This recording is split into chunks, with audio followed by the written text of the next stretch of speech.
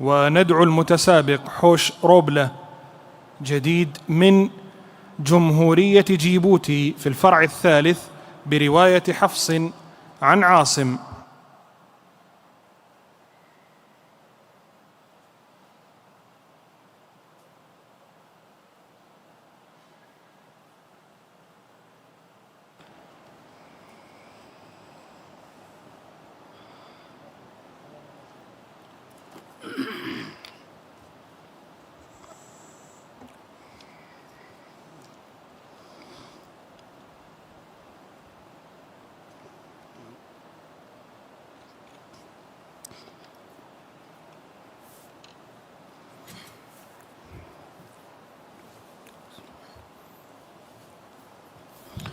السؤال الأول: اقرأ من قوله تعالى: واللذان يأتيانها منكم فآذوهما.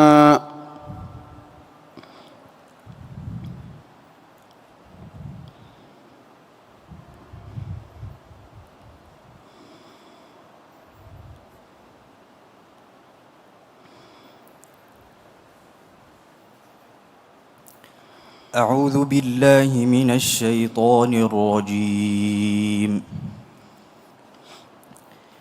بسم الله الرحمن الرحيم. واللذان يأتيانها منكم فآذوهما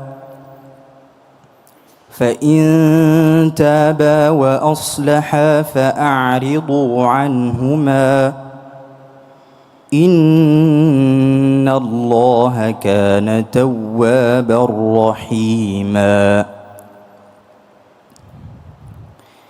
إنما التوبة على الله للذين يعملون السوء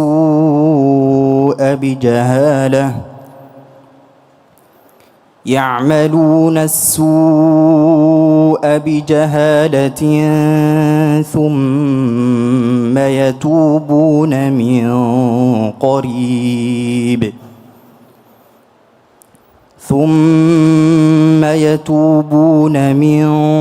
قريب فأولئك يتوب الله عليهم وكان الله عليما حكيما. وليست التوبة للذين يعملون السيئات حتى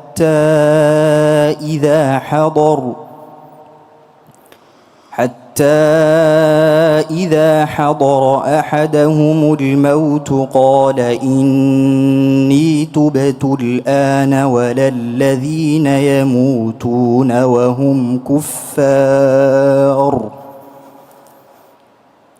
أولئك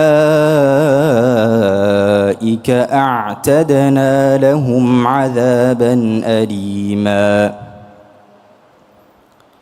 يا أيها الذين آمنوا لا يحل لكم أن ترثوا النساء كرها ولا تعضلوهن لتذهبوا ببعض ما آتيتموهن إلا أن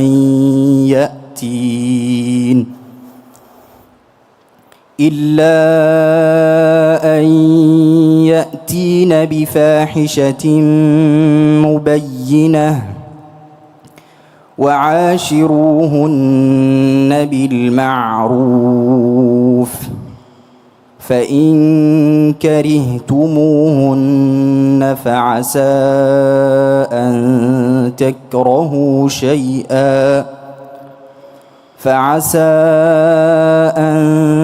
تكرهوا شيئا ويجعل الله فيه خيرا كثيرا. وإن أردتم استبدال زوج مكان زوج وآتيتم إحداهن قنطارا وآتيتم إحداهن قنطارا فلا تأخذوا منه شيئا أتأخذونه بهتانا وإثما مبينا وكيف تأخذونه وقد أفضى بعضكم إلى بعض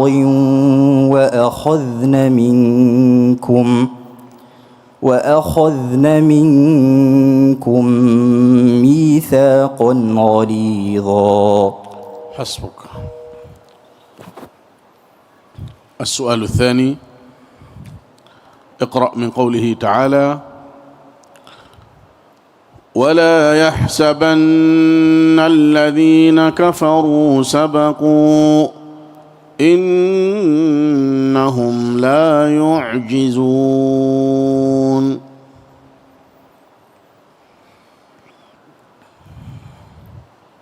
ولا يحسبن الذين كفروا سبقوا إنهم لا يعجزون وأعدوا لهم ما استطعتم من قوة ومن رباط الخيل ترهبون به عدو الله وعدوكم وآخرين من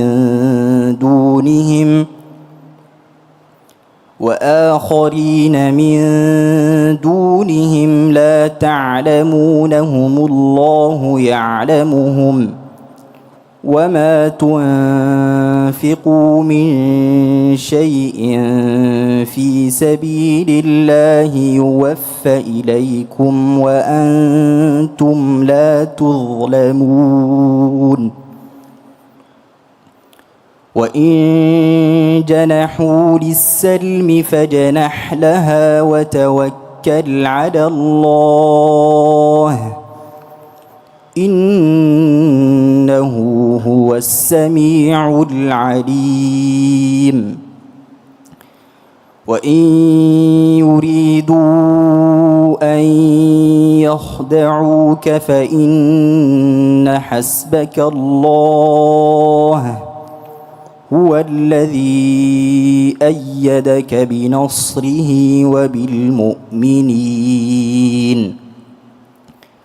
وألف بين قلوبهم لو أنفقت ما في الأرض جميعا ما ألفت بين قلوبهم ولكن الله ألف بينهم إنه عزيز حكيم.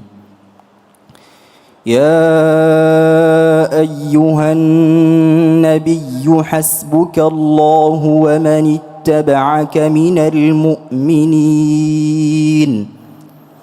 يا أيها النبي حرض المؤمنين على القتال إن يكن منكم 20 صابرون يغلبوا 200 وإن يكن منكم 100 يغلبوا 1000 من الذين كفروا بأنهم لا يفقهون.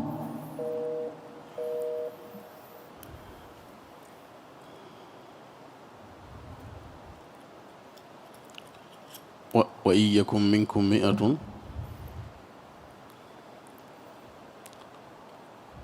أعيد الآية. وإن يكن منكم 100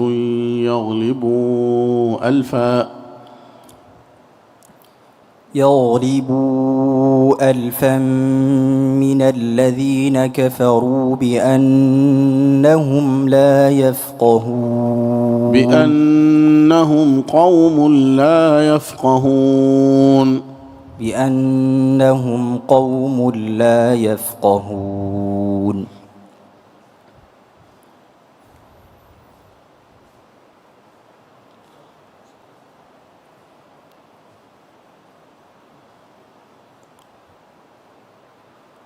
واصل؟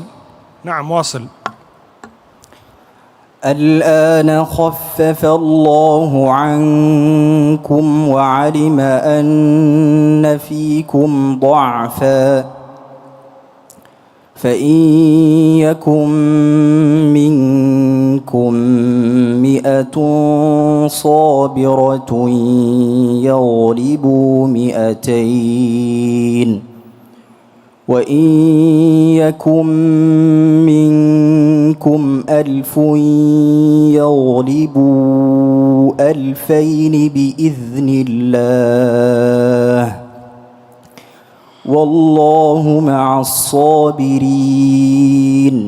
حسبك.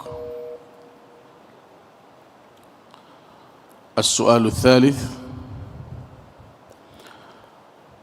اقرأ من قول الله عز وجل: وإذ قلنا للملائكة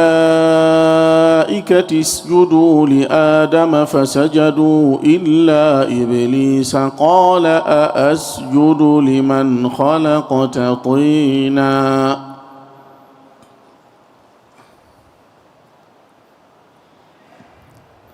وإذ قلنا للملائكة اسجدوا لآدم فسجدوا إلا إبليس قال أأسجد لمن خلقت طينا قال أرأيتك هذا الذي كرمت علي لئن أخرتني إلى يوم القيامة لأحتنكن ذريته إلا قليلا. قال اذهب فمن تبعك فإن منهم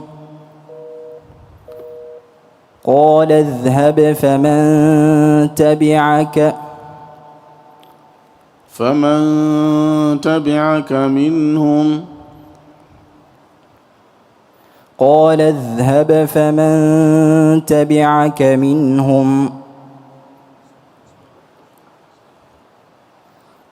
اذهب فمن تبعك منهم فإن جهنم جزاؤكم موفورا. أعد الآية. قال اذهب فمن تبعك منهم فإن جهنم جزاؤكم جزاء موفورا. واستفزز من استطعت منهم بصوتك وأجلب عليهم بخيلك ورجلك وشاركهم في الأموال والأولاد وعدهم وما يعدهم الشيطان إلا غرورا. إن عبادي ليس لك عليهم سلطان وكفى بربك وكيلا. ربكم الذي يزجي لكم الفلك في البحر لتبتغوا من فضله إنه كان بكم رحيما. وإذا مسكم الضر في البحر ضل من تدعون إلا إياه فلما نجاكم إلى البر أعرضتم وكان الإنسان كفورا. أفأمنتم أن يخسف بكم جانب البر أو يرسل عليكم حاصبا أو يرسل عليكم حاصبا ثم لا تجدوا لكم وكيلا أم أمنتم أن يعيدكم فيه تارة أخرى فيرسل عليكم قاصفا من الريح فيغرقكم بما كفرتم ثم لا تجدوا لكم علينا به تبيعا. حسبك.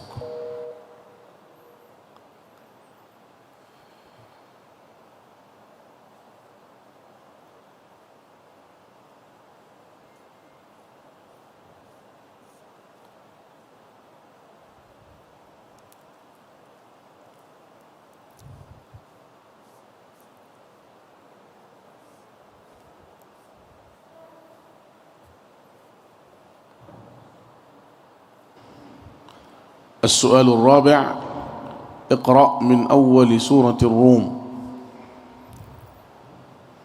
بسم الله الرحمن الرحيم. ألف لام ميم. غلبت الروم في أدنى الأرض وهم من بعد غلبهم سيغلبون في بضع سنين. لله الأمر من قبل ومن بعد ويومئذ يفرح المؤمنون بنصر الله ينصر من يشاء وهو العزيز الرحيم. وعد الله لا يخلف الله وعده ولكن أكثر الناس لا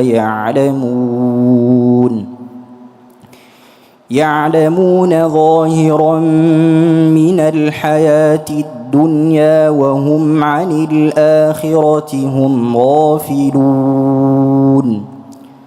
أولم يتفكروا في أنفسهم ما خلق الله السماوات والأرض وما بينهما إلا بالحق وأجل مسمى وإن كثيرا من الناس بلقاء ربهم لكافرون. أولم يسيروا في الأرض فينظروا كيف كان عاقبة الذين من قبلهم كانوا أشد منهم قوة وأثاروا الأرض وعمروها أكثر مما عمروها وجاءتهم رسلهم بالبينات فما كان الله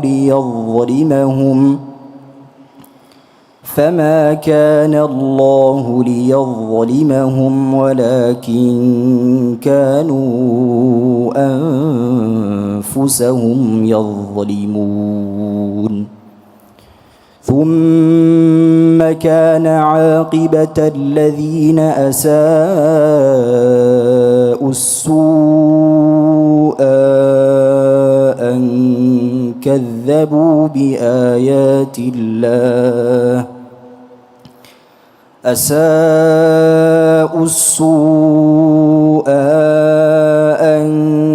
كذبوا بآيات الله وكانوا بها يستهزئون. الله يبدأ الخلق ثم يعيده ثم إليه ترجعون. حسبك.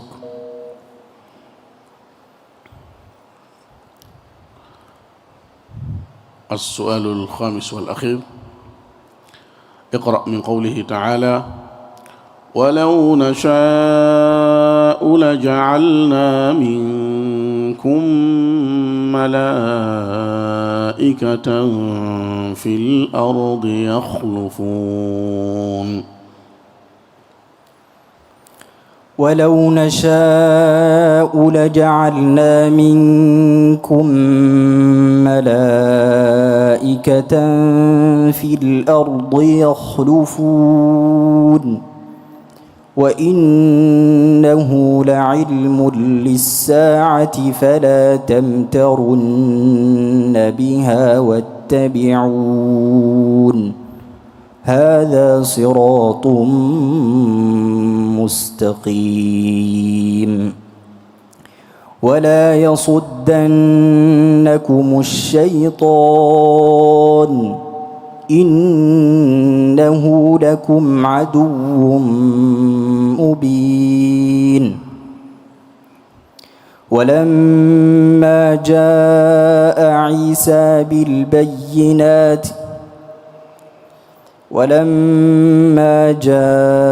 عيسى بالبينات قال قد جئتكم بالحق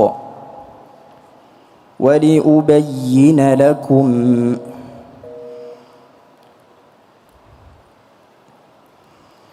ولما جاء موسى بالبينات قال قد جئتكم. أعد الآية. ولما جاء عيسى بالبينات قال قد جئتكم بالحكمة ولأبين لكم بعض الذي تختلفون فيه فاتقوا الله وأطيعون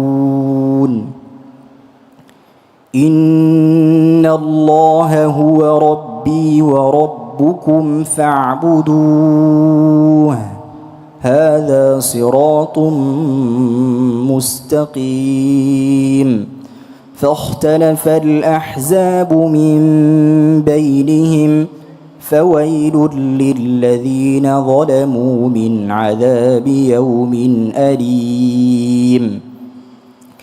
هل ينظرون إلا الساعة أن تأتيهم بغتة وهم لا يشعرون الأخلاء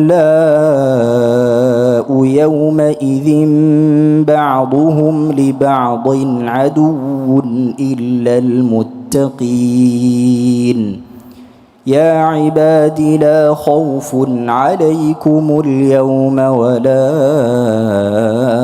أنتم تحزنون الذين آمنوا بآياتنا وكانوا مسلمين ادخلوا الجنة أنتم وأزواجكم تحبرون يطاف عليهم بصحاف من ذهب وأكواب وفيها ما تشتهيه الأنفس وتلذ الأعين وأنتم فيها خالدون.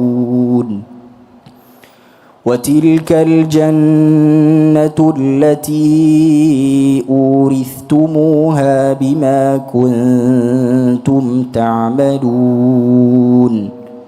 حسبك. انتهت الأسئلة.